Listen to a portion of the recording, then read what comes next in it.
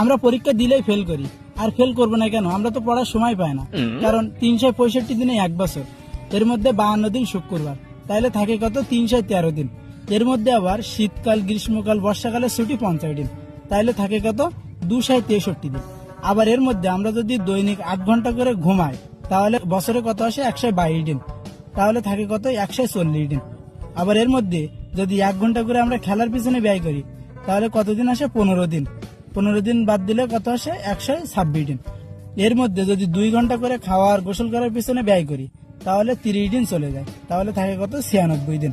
এর মধ্যে আমরা প্রত্যেক দিন কথা বলার পেছনে 1 ঘন্টা করে ব্যয় করি, তাহলে বছরে কতদিন হয়? 15 দিন।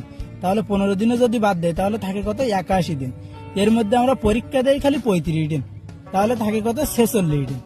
এর মধ্যে ঈদ আছে, বিভিন্ন উৎসব আছে, কনসার্ট আছে, এইসব জায়গায় যেতে যেতে আমাদের 40 দিন চলে যায়, তাহলে আর থাকে কয়?